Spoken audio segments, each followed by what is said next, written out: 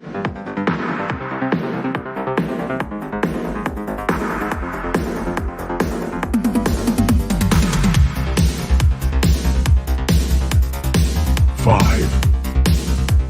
four, three, two, one. KenCast. Hey everyone, welcome to a special KenCast. I am joining you here totally for real from a real beach. I'm totally there right now. Absolutely not doing any kind of poor green screen effect. Joining you here from the beach on a cruel summer day. That's right. Today we're going to talk about the cruel summer. Of course, it's hot across much of the United States and parts of Europe right now. But it's also tough because we're in the middle of an entertainment industry upheaval. We have a writer strike and an actor strike. And so there's a lot to talk about. A lot of people watching today are fans of Cobra Kai. So we'll definitely talk about Cobra Kai, but we'll talk about the industry as a whole, what this means, and of course, anything else you guys want to talk about. Again, I am traveling right now. I'm not at home. I'm at a beach for real. So we could talk about anything you want. We'll just chill. And it's great to see you at this different time than we normally do it.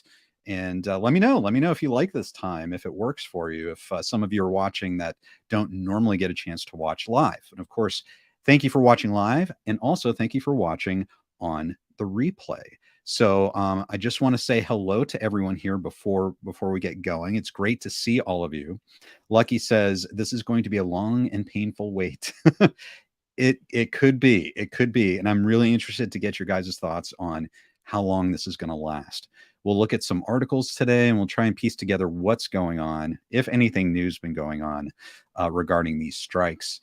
And if you think it's going to start to affect the shows and movies that you enjoy watching. Ben Metello, great to see you, Ben, says, it's a cruel, cruel summer. Hollywood is leaving us here on our own. It's a cruel, cruel summer. Yes, indeed. And thank you for the reference of the amazing Bananarama song. Of course, that was featured in the original Karate Kid and a cover version featured in Cobra Kai Season 2. This beach here may or may not be the same beach that Johnny was sitting in at the end of Season 2 while that song was playing. Great to see you. Hey, Giselle, wonderful to see you. Thanks for joining us. AEH, wonderful to see you. Lisa, Sebastian, wow, you guys, it's great to see you. Nerd World, wonderful. Mari, I hope you're doing well. King Silva, wow, some of these guys, I haven't seen some of you in a while. Santino, save silver. Yes, hashtag save silver. Maybe that's what we can do together this summer is we can work on saving silver. That can be our project while everything's shut down. Mario, hi, good to see you. Nerd World says, how's vacation, Ken? It's great. I'm actually up in the Northeast United States right now, visiting some family. Or a Southern California beach, whichever you prefer. It's really hot in Southern California right now, and it's kind of muggy up where I am. So I guess there's no escape from the cruel summer. King Silva, Ken is so powerful, he's distorting the beach itself. That's right. I emanate my own force field, and it's causing distortion. It's kind of like a mirage effect on the beach. It's my natural Kenergy. And we can talk, guys. If you've seen the new Barbenheimer, if you've seen either Barbie or Oppenheimer, let me know. I would normally have gone out to see both of them by now, but I haven't been able to. So if you've seen them, let me know what you think. Maybe we can have a discussion on KenCast about those movies coming up soon. Jaws, it's great to see you, Jaws. Hi, Ken. Bananarama and Ace of Base like this. Yes, Ace of Base did a cover as well. Very, very good. Gabe, good to see you, Gabe. Gabe says, I was listening to a podcast and someone part of the Actors Guild says possibly October. Yes. Okay. And we can get into this in a little bit as well. We can get into this more deeply, but I think that's the first threshold of negotiations. What I've heard is the studios, believe it or not, the studios right now, they're not planning on doing any talks or any negotiations or opening up the lines of communication with the guilds before fall, before October. So I think that's where that comes from. And that could be the soonest. There's also information that they're prepared to go till December, the end of the year. So we'll talk about that and we'll see what that means. I sure hope not. I sure hope not. It's kind of silly for these sides not to talk, I think.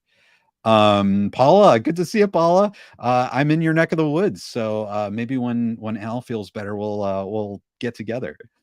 Jay, I thought Terry Silver flew you to Tahiti. Well, you know, I'm always grateful to Mr. Silver. He's always a great help.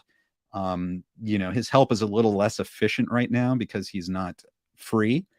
That's why we got to save him, got to get him out so he can give people like me free transport around the world. But yes, you're right. He's a big supporter of KenCast, and I'm a big supporter of Mr. Silver. Nerd World, could Terry end the strike?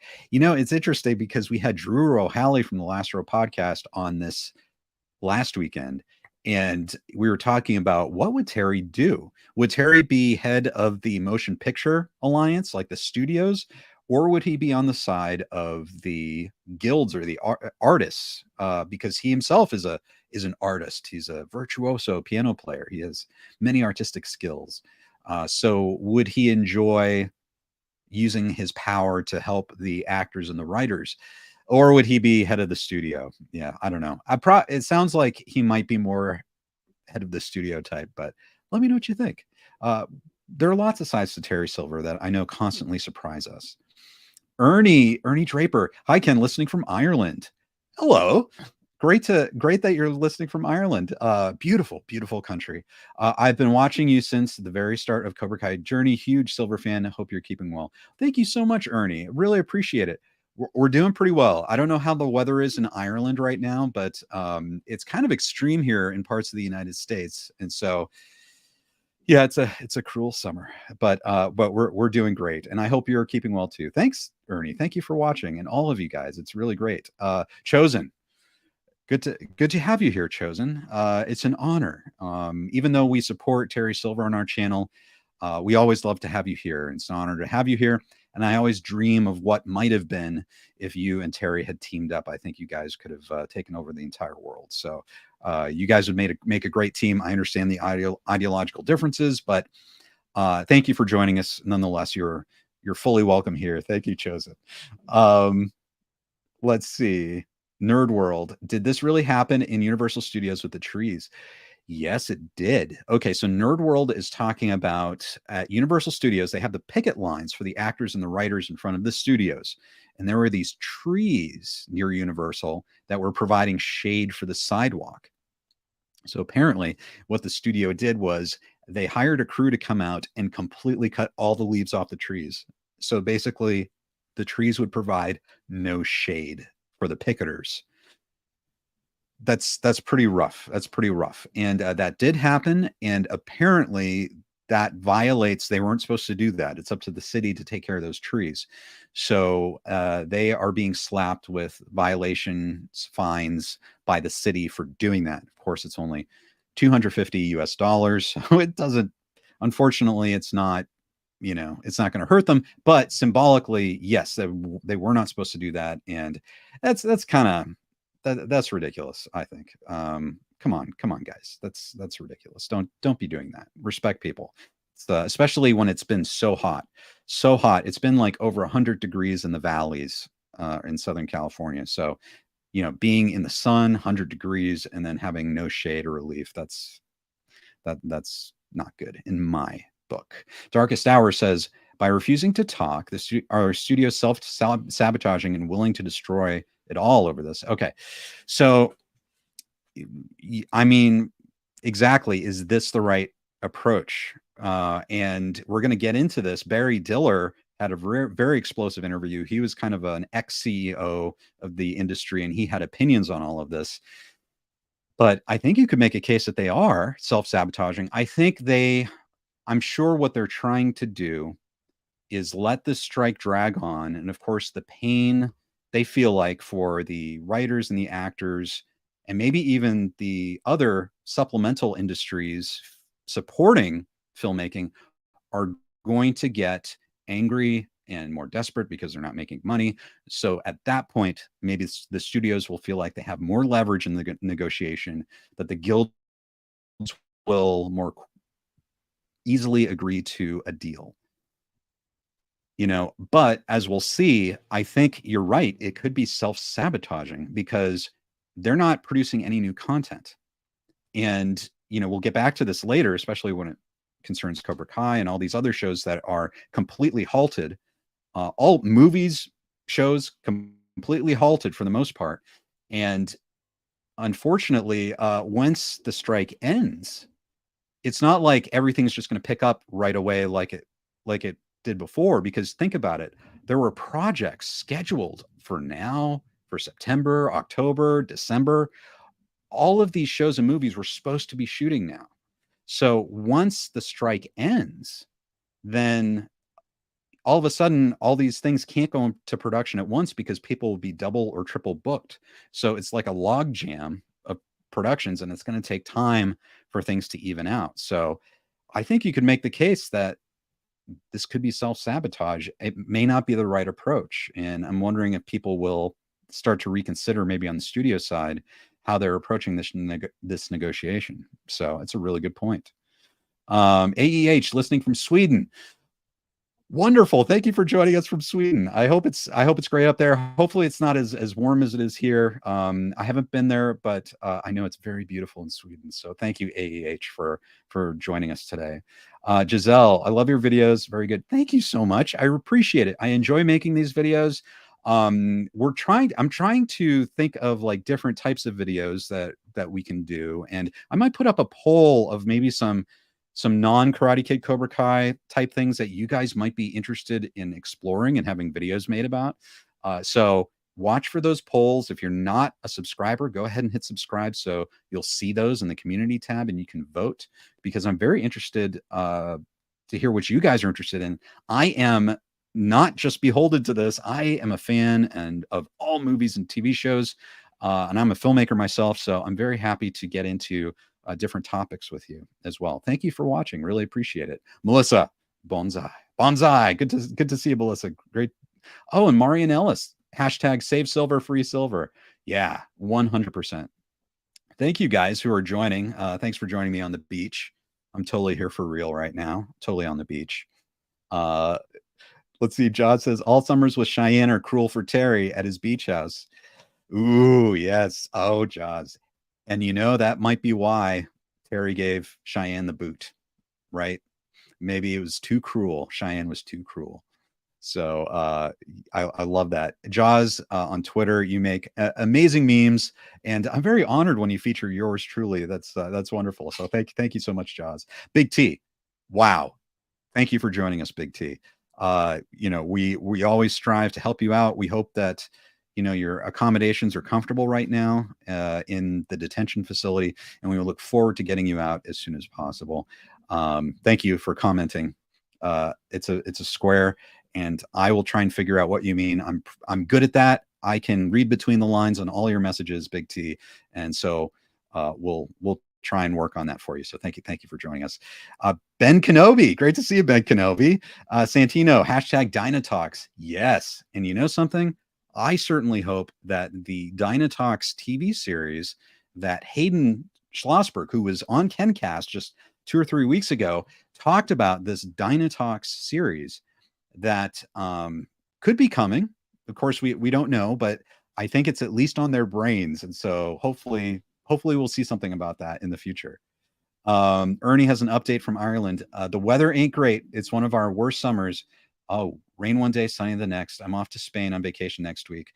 Okay, so it must be everywhere. Well, Ernie, have a great vacation. I hope everything goes well in Spain. I wonder, are you going to the Mediterranean coast, southern Spain, or a different part of Spain? Beautiful in Spain. So thank you, Ernie, for joining us.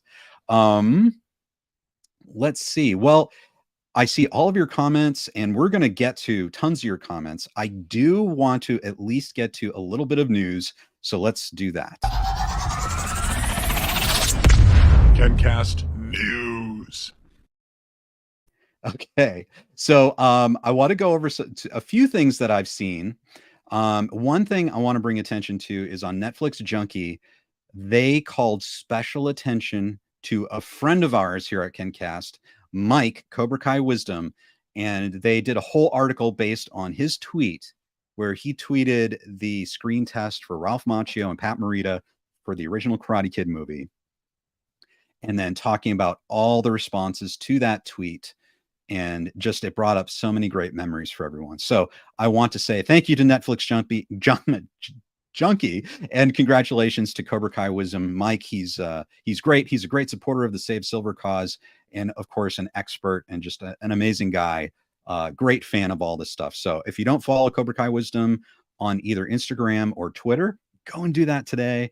His memes are great. They'll put you in a great mood. So definitely check that out.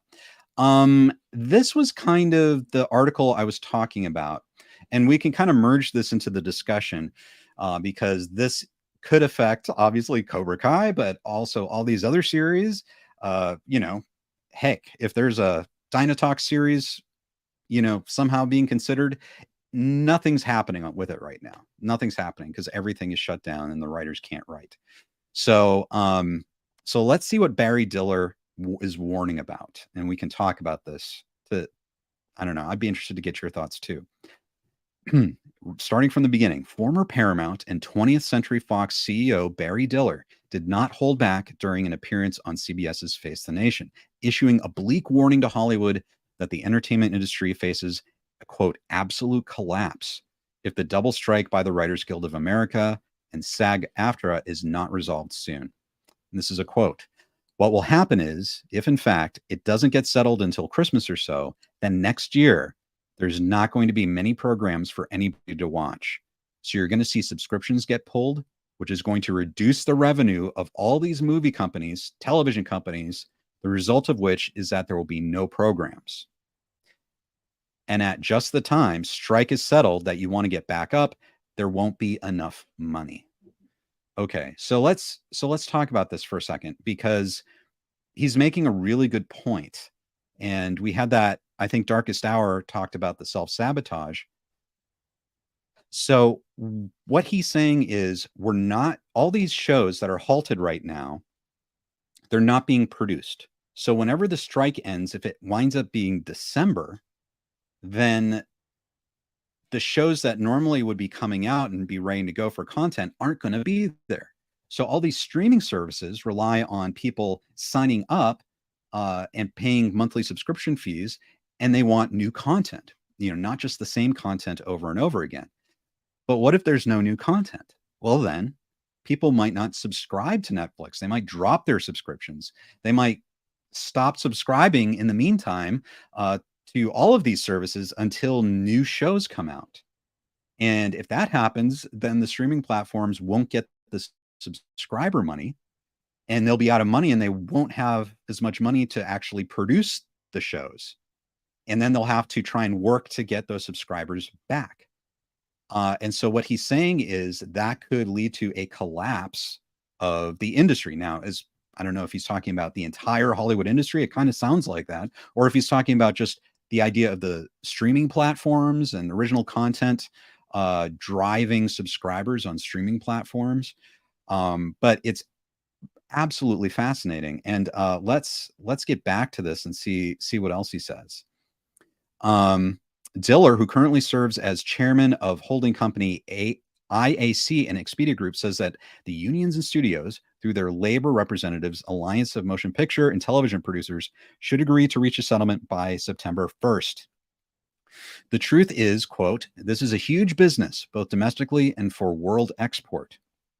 It sounds like I'm crying to the skies, but these conditions will potentially produce an absolute collapse of an entire industry. Okay, so that basically answers my previous question. He is talking about the absolute collapse of the whole industry.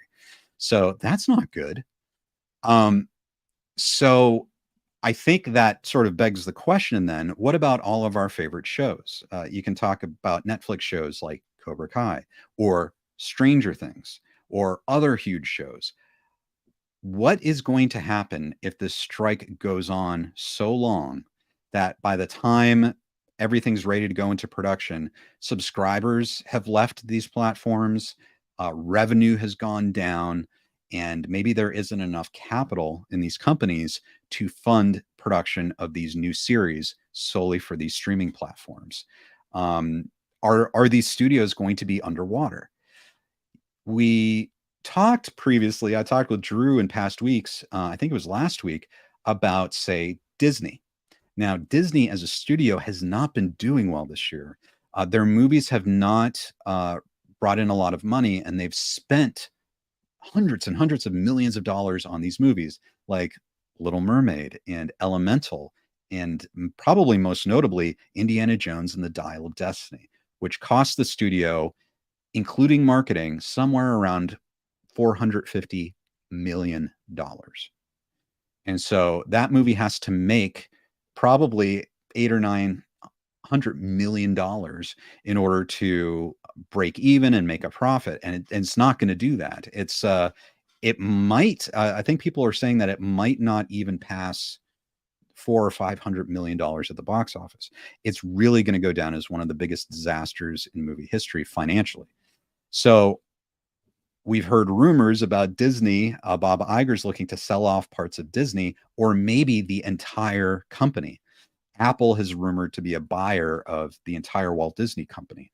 And I don't know how you feel about that, but that would probably be that's the first time in its history that it could potentially be sold outright. Walt Disney's company could be sold outright to another corporation like Apple.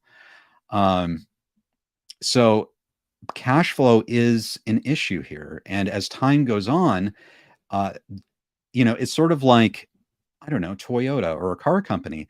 If they're not able to make cars, then at some point they have nothing to sell, and they're going to lose a lot of money because people won't be buying or won't be interested in buying it. And that's a big problem for cash flow in a company. So I think that's what he's talking about here. And it's something to think about. And I'm sure it's, as this strike keeps going on, it's got everyone worried. And maybe that's where we're at right now, where both sides, they're really playing a game of brinksmanship, and they really need to see their issues addressed, because obviously AI is a big deal, pay is a big deal. This seems to be a very, very much an industry defining moment. And guys, this could be one of the most historic times in the entire business. So I don't know. We'll see what happens. But I don't know. I'd be interested to hear your thoughts on all of this. Ben Matella says maybe the big streaming platforms losing money will change their tune. Yeah, maybe so. I think from what it seems like right now, if they're not negotiating, it's almost like they believe right now they have the leverage. They feel like they're holding most of the cards, and that's why they feel comfortable apparently not even talking to the guilds and not trying to negotiate at this point. They feel like they're in a position of power, but maybe they won't be. I sure hope that everyone is working to get to an agreement as soon as possible, because obviously I care a lot about the entertainment industry, and I know all of you do too. Marianella says, does that mean that Cobra Kai 2 is late? Oh my goodness. Well, Marianella, thank you very much. That would be a lot of fun to do something like that. I don't know if Cobra Kai 2 is done if it were to be done in a similar way to the first one, it would be completely independent. So that doesn't concern the strike. So that's interesting. Let me know what you guys think. Is there something that the independent content creators like myself could do to, I don't know, tide you guys over? Is there something that you would like to see? That's a really interesting question. King Silva says, not 2024. I hope not. Yeah, hopefully the strike doesn't go into 2024. But for members, if you're a member of the channel, we had a discussion last week specifically about Cobra Kai and what this whole strike might mean for that. And honestly, at this point, if it does go into December, I mean, we're going to be probably talking about Cobra Kai season 6 coming out at the earliest, probably around, very late 2024, and then maybe even into 2025 at this point. It's going to be a long wait. So, it's just too bad all this stuff has to happen. We know episode 1 was filmed, so I don't know. I guarantee you they won't release that. It'd be funny if they just released episode 1, but that would be a horrible tease. Kate Maloney, great to see you, Kate. Thank you for being a channel member. Wonderful to see you. Clifford, wonderful to see you today. Thank you for being a channel member as well, Clifford. Sebastian says, considering the severe amount of completely unnecessary live action remakes that they're making, buying a lot of different companies like Marvel and The Simpsons, and adding many surprise sequels, it is clear that Disney is running out of ideas by this point. You know, that's a really good point, Sebastian. And I, Drew and I had talked about maybe having a discussion about Disney and brand damage. Like they've done quite, and it'd be a fascinating thing to look at, because over the past decade, maybe a little more, what have they done? They've bought Marvel. Okay, that huge purchase, which up to this point has been a good buy. Like they've made tons of movies, but people I think are now starting to maybe fatigue of the pace of Marvel content, maybe with Disney Plus and all these series and all these movies. I know I've had guests on here say that they're completely checked out of Marvel. I kind of am too.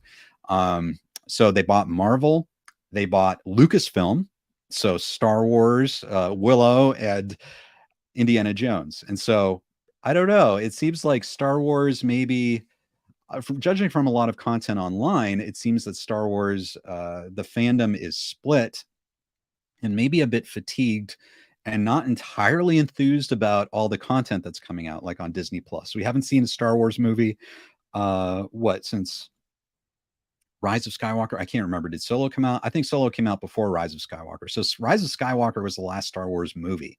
And so it's been all TV shows since then. And it seems like reception has been mixed on those television shows. So you could say that the Star Wars brand maybe isn't as healthy as it once was since Disney acquired Star Wars. And then in addition to those two, they bought Fox. They bought 20th Century Fox. And so, I mean, major acquisitions, and Bob Iger's been just acquiring all of these properties. But you're right. What is going on with Disney? Are they able to come up with new ideas? I read an interesting article that basically went through how I think what this summer has taught everyone as far as box office, because you look at Little Mermaid, Indiana Jones, even Mission Impossible Dead Reckoning, which I liked, and I know a lot of people enjoyed, but people weren't rushing out to the theater to see them, as opposed to Barbenheimer. So we had Barbie and Oppenheimer. Barbie is a big brand, but it's never been a movie before. This is a fresh take on it. There's a built-in demand for it, probably like Super Mario Brothers. That's important to everyone, and there's never been a movie before. So that got a lot of money. Then you have Barbie that's grossed a ton of money. And Oppenheimer, which isn't related to anything else. It looks like a very serious historical drama, very well done by Christopher Nolan. But it's not a sequel. It's not a reboot or a remake. It's fresh. And it seems like people are getting to the point where if they're going to the movies, they want to see something fresh. They don't want to see endless sequels. They don't want to see the same thing over and over and over again. And I think this is a great point that Disney has been especially guilty of this. They have just done live action remakes of their classics. They've been doing superhero movies, just tons and tons of superhero movies, where even if you do all these different superheroes at a certain point, it is going to get repetitive. There are only so many different ways you can do superheroes, especially in a Marvel sense. And then Star Wars, it looks like, they're trying new things, but it doesn't seem to be hitting what most Star Wars fans are looking for out of Star Wars. I could be wrong. Let me know what you think. I don't want to be too controversial, but you're right. Disney used to be one of the great companies with creativity, but it seems like perhaps they're just relying on reusing old properties and not coming up with anything original, which I think people go to Disney for the originality, the freshness, the magic. And it's hard to be magical when you're just recycling someone else's ideas. That's just my opinion.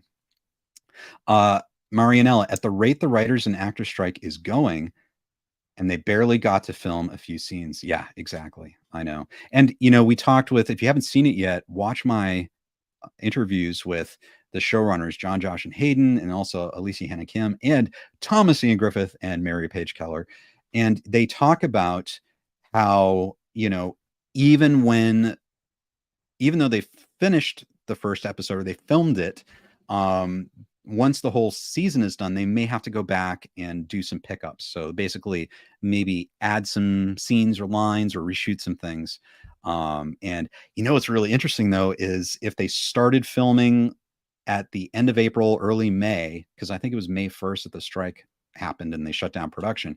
So late April, and they don't, say, hypothetically start shooting again until January. I mean, that is a huge gap in time, even just from the actor's perspective. I know people talked about how the actors, especially the young actors, are looking older. They're aging faster in the show than they should be, or whatever. It's not a big deal for me, but it's funny because it's going to be even more of an age gap, I think, by the time they film the last season. So yeah, we'll have to see. Kate says, I wouldn't have let Iger run a dog pound. It doesn't take an NBA to figure out what happened with Disney or Netflix. Yeah, I mean, I don't know. It's interesting because he's grown the company, like he's acquired so many properties, but I think the trick is it's not just a business thing. If you're in a creative industry like show business, there's the business side of it. But I think the best executives um, understand the business, but they also have a taste for the creative and they understand what needs to be in place and what an original idea is. And they're able to shepherd that project through the creative side and the business side. And there are executives out there like that. They're not all the same. But you could say, I think you could make the argument that Bob Iger maybe doesn't have maybe he's more strong in the business side of things than in the creative side of things, because I just don't know if Disney's been able to exploit their intellectual property like they should. It's probably it's a very unique talent. Say with John, Josh, and Hayden, they understand, like with Cobra Kai, to be able to take something that already exists, a world that's been created by other filmmakers and writers, and adapt that and preserve all of those qualities that make us love that and give us a new version of it. It's a very unique skill, and they have it, and some other people have it. Like I would say Terry Matalas with Star Trek Picard season 3. But there are just instances here and there of filmmakers being able to do that, and I think it's a very special talent. And I think an executive who understands the creative side of filmmaking and TV shows and storytelling, I don't know, maybe they would look specifically for people with that very specific talent. Because I don't think all filmmakers necessarily are interested in just rehashing what other creators have made. I don't know. For example, great director Robert Zemeckis, he made the live action remake of Pinocchio. And in my opinion, that was not, basically just don't. I would just watch the original animated Pinocchio. I was actually kind of surprised that Robert Zemeckis made, like, that was a Robert Zemeckis movie. It had Tom Hanks in it as Geppetto. I was really shocked by that. And sometimes you get the feeling that, well, would Robert Zemeckis want to do that, or was it like, I don't know, was his passion behind that, or was that just something where he was hired maybe for a lot of money to do it? Like that was something Bob Iger wanted to do because it's a famous movie. Why don't we get a great filmmaker? We'll pay them a ton of money to remake of it. And it's more of kind of a business decision and not something that Robert Zemeckis was ever passionate about. I think you have to find those creators who are passionate about what they're doing, what they're updating as well. I don't know, but when all this is done, it would be very interesting to hear from John, Josh, and Hayden about this, because they understand how to do it, and I'm sure they'd have lots of amazing ideas, even if we don't learn about them till years from now, looking back on it. But Darkest Hour says they're not running out of ideas; they're just unwilling to take chances on originality. This might make them change that mindset. Yeah, I agree with you. I think this is a moment. This is a cataclysmic moment, I think, for the entire industry. And I think the studios are seeing this summer, they're seeing that there's a lot of money in doing what Hollywood used to do. Hollywood didn't really used to do sequels much at all. I mean, the first real high profile sequel, I think, was Godfather Part 2. You know, like Disney had done like, you know, they Absent Minded Professor, Son of Flubber, like those types of things, but really artistic, high profile blockbuster movie sequel would probably be Godfather Part 2, I think. And so really it was much more rare at that time to be doing sequels. Now almost everything Hollywood's been banking on have been sequels, very expensive sequels. And I think Hollywood, hopefully, or the studios are looking at the box office returns this year and seeing that, you know, they can't just spend hundreds of millions of dollars on basically rehashes and sequels and remakes and just expect people to come. You know, they're going to have to support their creators, say like writers, who are coming up with original ideas. And I just want to say this, a lot of people have been talking about how writers have been like, I've heard this a lot, that maybe it's good that writers go on strike. They don't deserve the money because the movies and shows that we've been getting haven't been written well. And we just get these remakes and writers aren't coming up with anything original. I've heard that. And that's not the case. Writers, there are so many talented writers. I'm sure there are shows right now that you watch that you love. There's so many talented writers out there. But if you're writing for a company or a production, or, you know, that company, the studios, whoever's financing it or releasing it, they're going to have very stringent notes and things and elements that need to be in there. So it's not like in all these projects that writers have free reign to be as creative as they'd want to be.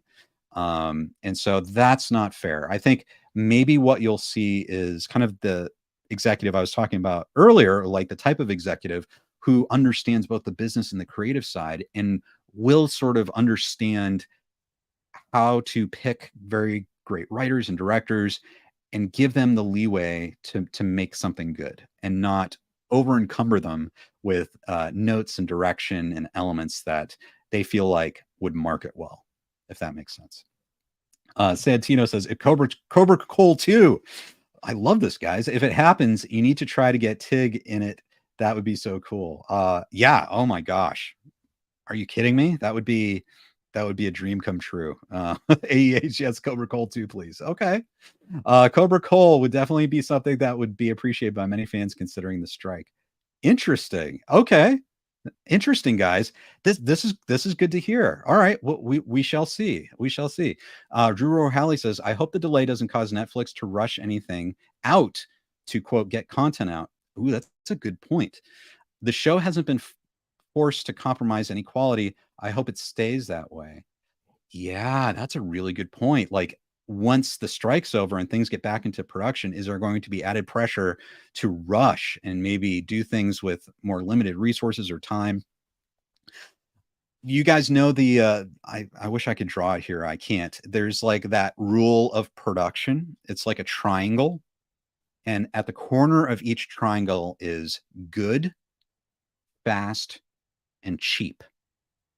And the rule is you can have two of those at once, but you can never have all three. So I think what Drew's saying here is hopefully they're not trying to be fast and cheap, because that means it's not going to be good. I hope so, Drew. That would be too bad.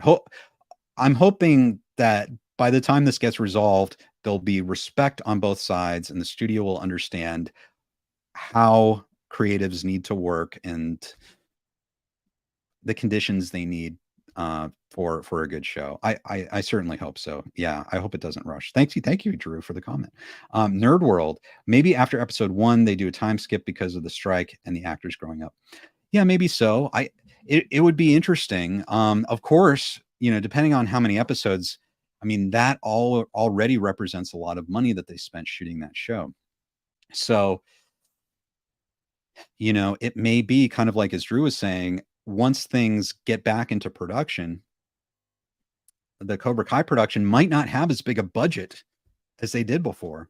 I don't know if that's true or not, but I think that's possible. Like if what Barry Diller said is correct, then if things don't start up again until December or after, as far as like the strike being over, and the studios and streaming platforms will be out of money, then or they're forecasting that the revenue is going to be not as much.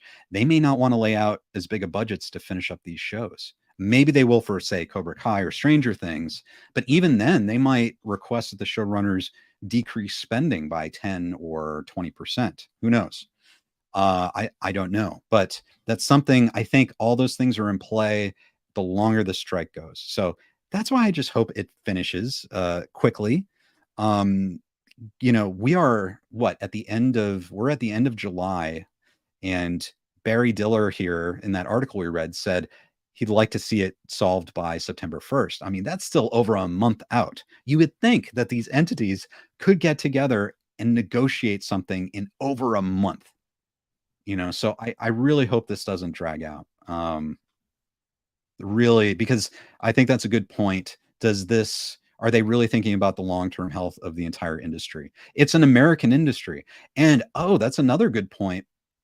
Other shows like House of the Dragon and other things that are not filmed in the United States that don't have these guilds, they're continuing to shoot. So, this could be an opportunity for, I don't know, you could call it the locus of production, maybe to shift to other countries. And maybe that's what Netflix streaming services will rely upon, would be acquiring shows from, say, South Korea or the UK or maybe New Zealand, or these, or maybe even India. I don't know, because they've been able to produce things. And if you're looking at it being the American side of the industry, that's probably not good for American export of entertainment. So yeah, I really hope they come to an agreement on this. EL1714 says, when do you think season 6 is releasing? Well, we don't know. It depends. So right now, the only firm predictions of when this might end are October, hopefully not that long, and then maybe December.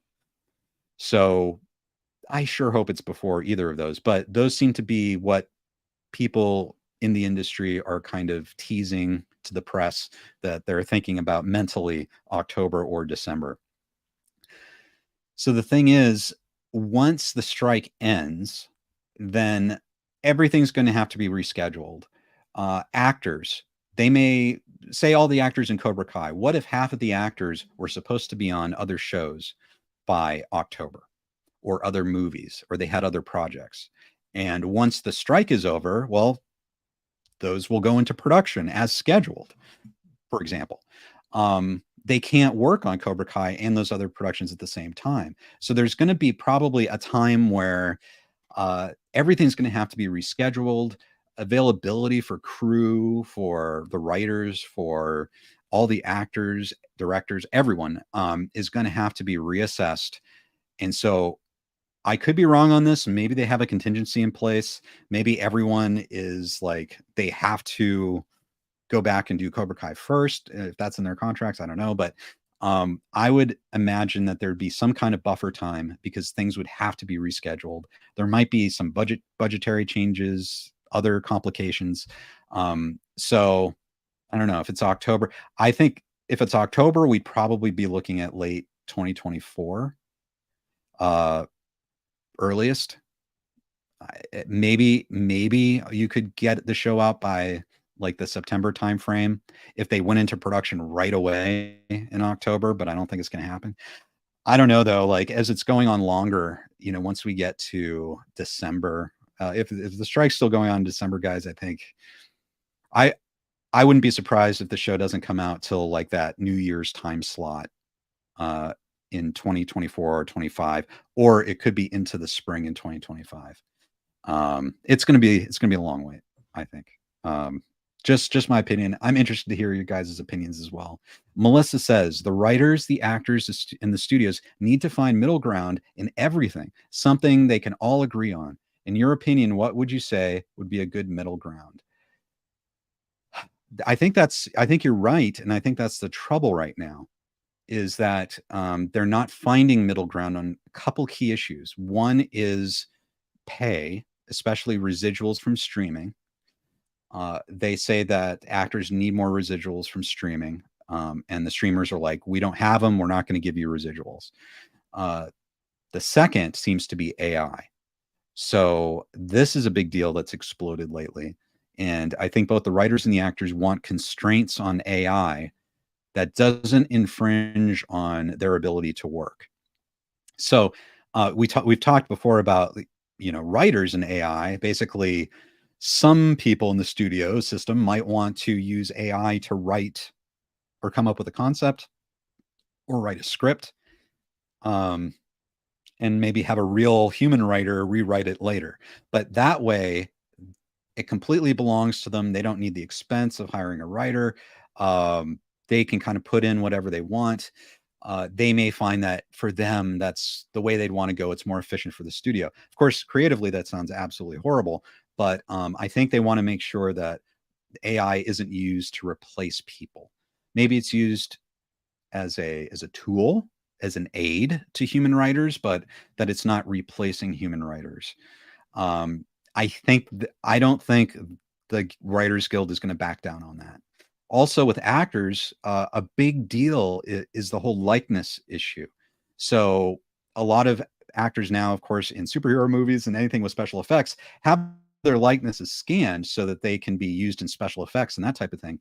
But I think what studios want to do is expand that so that an example the Screen Actors Guild has put out is bringing in actors who are background actors, like extras, for a day's work. And then the studio would be able to scan them, scan their appearances, and basically use their appearances in perpetuity forever.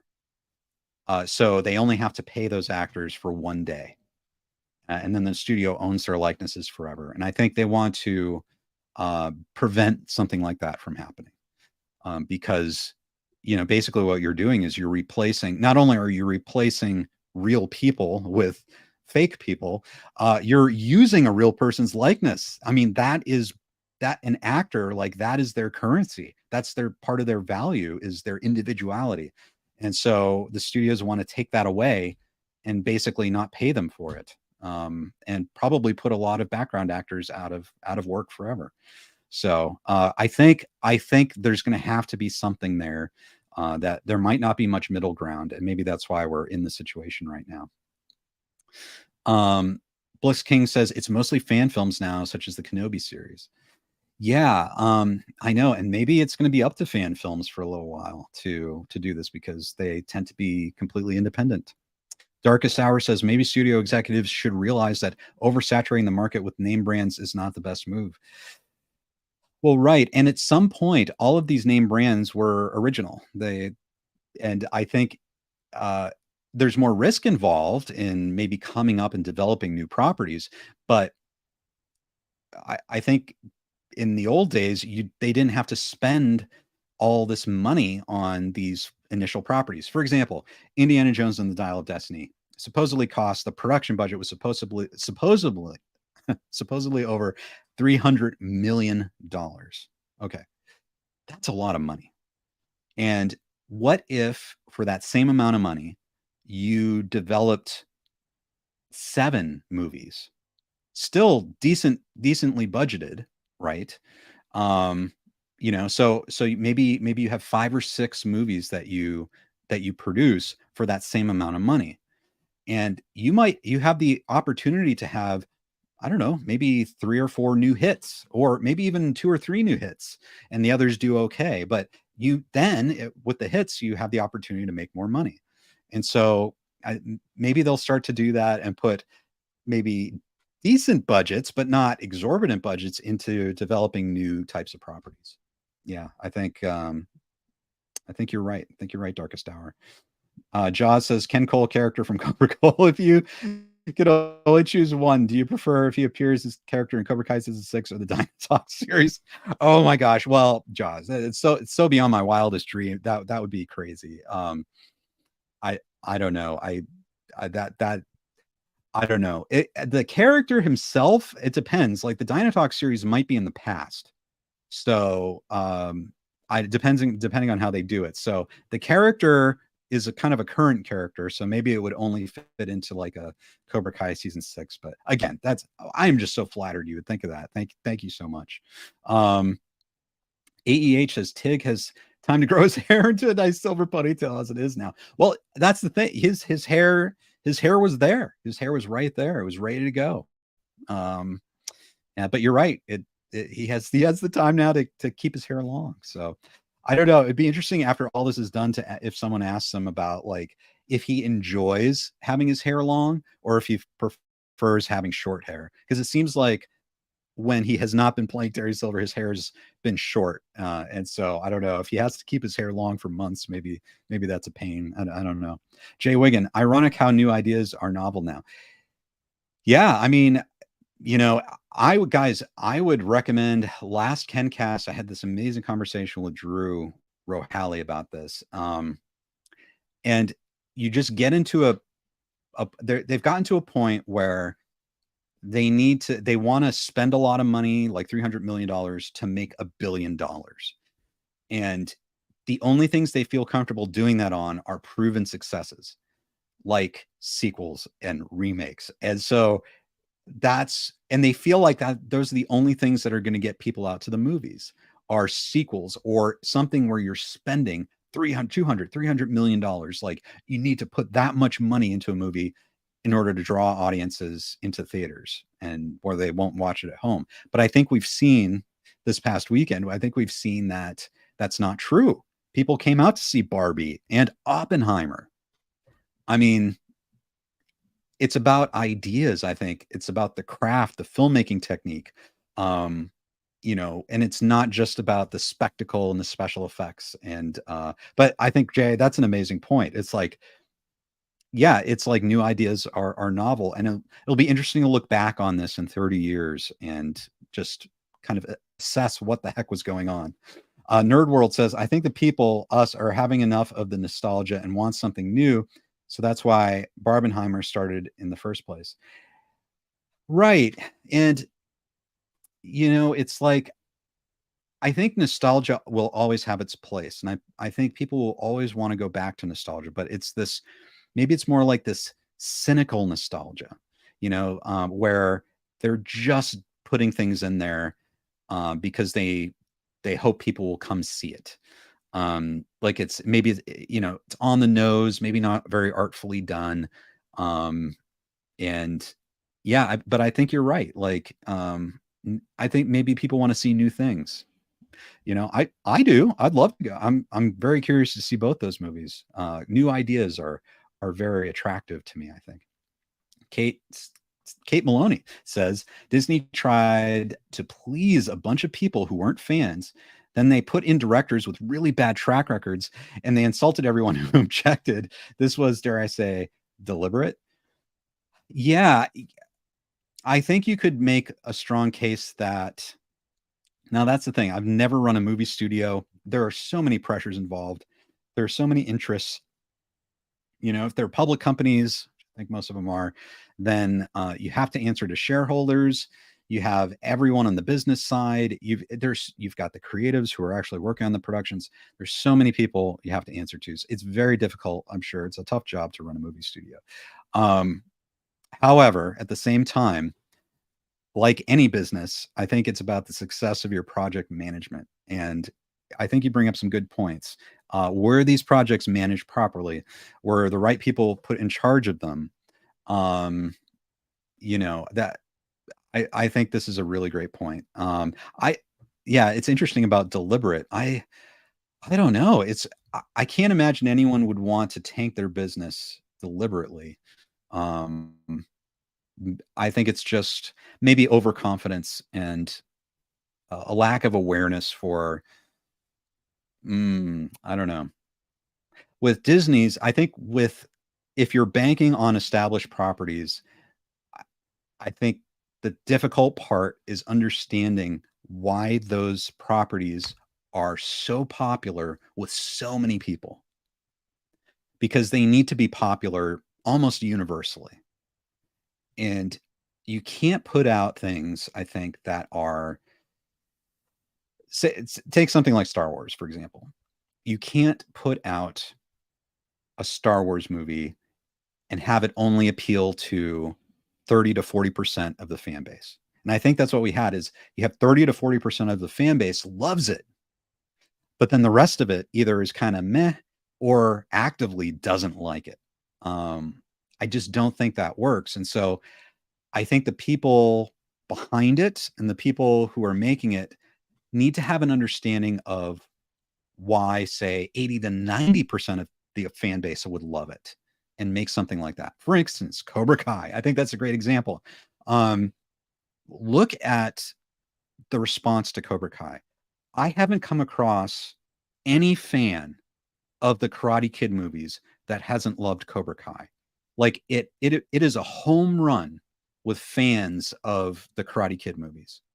And I think that's the model for if you're going to bring back or do sequels or remakes, that type of thing.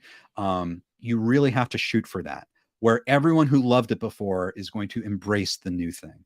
But yeah, it's almost like they're not concerned about that. That I don't know, maybe to be edgy or something like that. They're just making something that maybe 30 to 40% of the fans would like. It's bizarre to me. I don't know. I don't get it. But if you guys have ideas, let me know. Clifford says, in my opinion, they need to tap into their imaginations again. Like you said, Ken, fresh ideas. Yeah, I agree.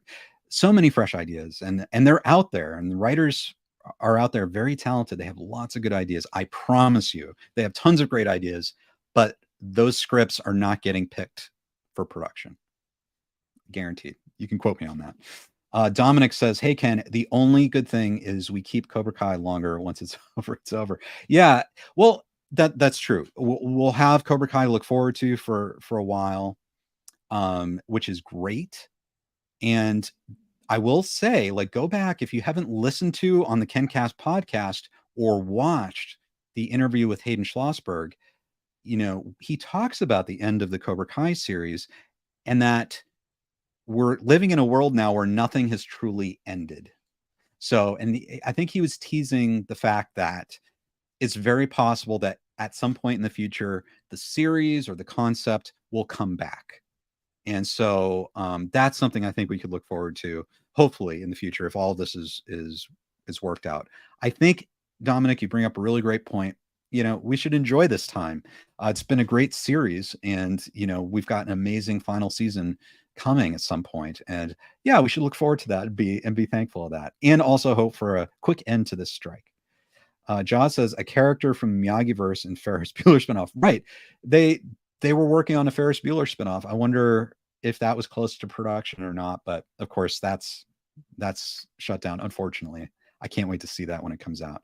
Javier says saved silver. Thank you, Javier. Great to see you. Yes, indeed. Saved silver. Let's see, guys. Clifford, what music will be Cobra Kai 2? Oh my goodness. Oh my goodness. That's a great question. I'll need to I don't know, guys. I don't know if I could really comment on that. I don't know if I can comment on that. Well, we'll see. It's I think it's a fun idea.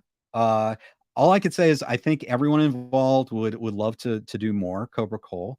And there is an overall idea for a whole story there. So we'll see. Obviously, as you can tell, these things are kind of complicated. We shall see. Darkest Hour asks, will we see actors and writers leave Hollywood to work overseas then? Well, I think what would have to happen is I think you are seeing, like, okay, let me bring up this.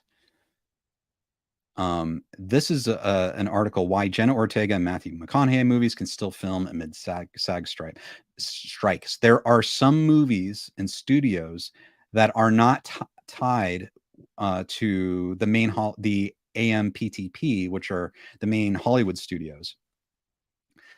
Like, for instance, like A24 is one of, any of these independent studios that are not part of the AMPTP, they're exempt. So actors can go work on those projects. Say, for example, if I did an independent production, if actors were willing to, they could work on that production because I'm not tied to a Hollywood studio. Any studios maybe abroad, overseas, I think that's a great point, Darkest Hour, who are not part of that, they could potentially hire actors from the guild. And so you could see that.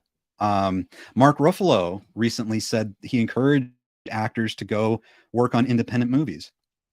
So that's great. I think maybe that's the good happy ending to all this is independent movies get funding and actually can attract big stars. That's the big struggle, I think, with independent movies sometimes is you need a star, you need a big actor to help sell your movie. If you don't have that, it's much harder to get distribution and release.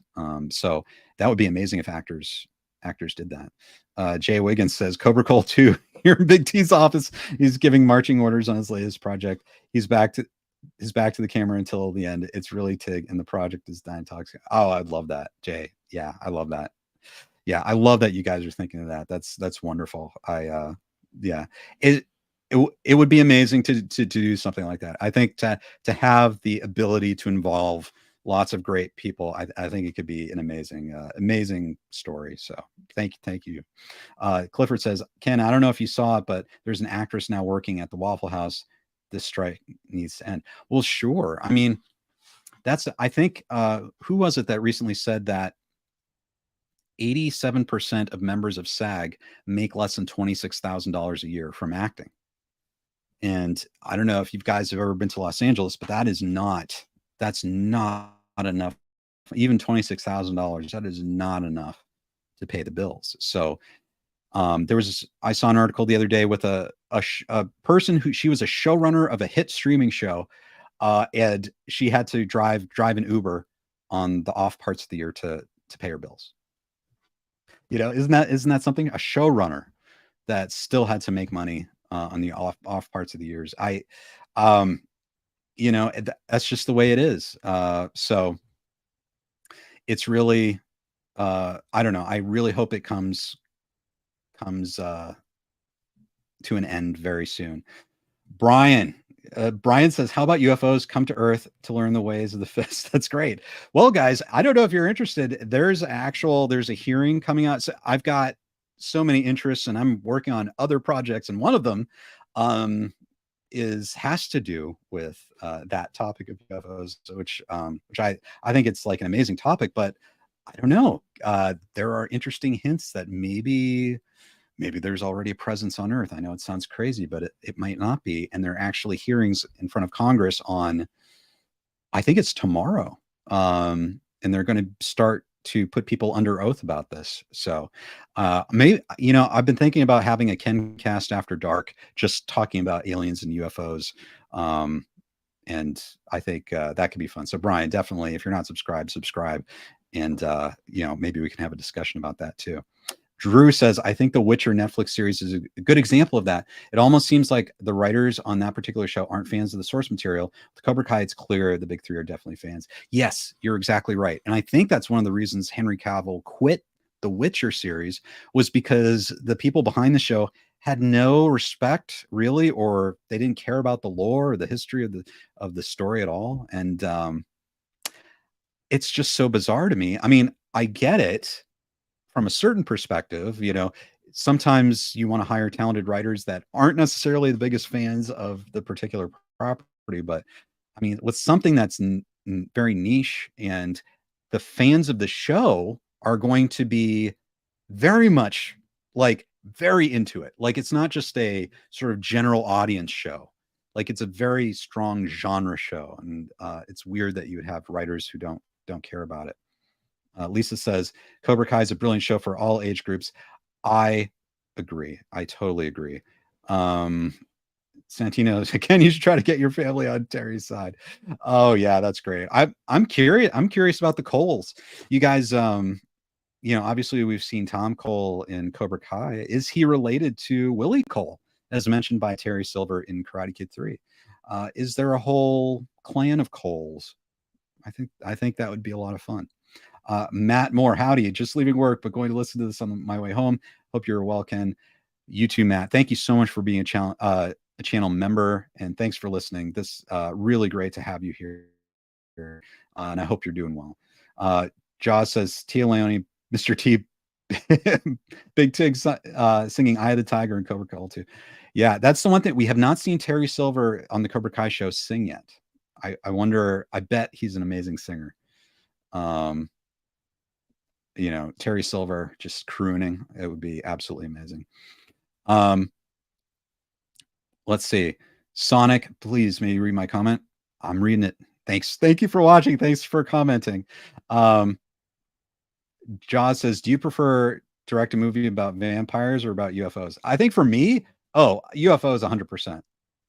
Especially this idea I'm working on now. But just because vampires have been done to death, and I just don't think the topic of UFOs in this specific sense, I just don't think it's been done before. So I think it could be a lot of fun. So, well, guys, thank you so much for joining me today. I know it's an off time. If you enjoyed this time, please let me know in the comments. You know, I'm open to doing live streams at different times. Thanks for joining me on the beach here. This totally real beach. I'm totally here for real. But no, I'll be back in a bit. I'll try to do streams whenever I can. I am on the move. So, who knows, if there's a fun opportunity for a stream, I'll do it. But it's been great spending time with you today. I hope you're all doing well. If you're in a hot area of the planet, I hope you can find some relief in the shade. If you are getting sick of, I don't know, the lack of new content in the coming months, definitely watch. They're always great classics and movies that we've missed from decades past, and some movies that you forgot to love. And so I will plug Drew O'Halley's Last Row podcast. They're great for that. Go listen to that podcast and rewatch some favorites with them. It's a great experience. Thank you, guys. I'm glad you enjoyed the stream today. I appreciate it. Melissa, yeah, thank you so much. We're just doing what we can. You know, it's you know, not crazy special effects today, but I'm glad you enjoyed it. Thanks for joining me today. I always love seeing you guys, and we'll get back with you as soon as possible. If you missed this and you're watching on the replay, just put a comment below the video, and if you have any thoughts, and we'll all see that forever. So great to see you guys, and I look forward to seeing you next time on KenCast. Want to be part of the live KenCast show? Subscribe to the Ken Cole YouTube channel and hit the notification bell to get alerts about every new show. Thanks for joining us, and we look forward to seeing you next time on KenCast.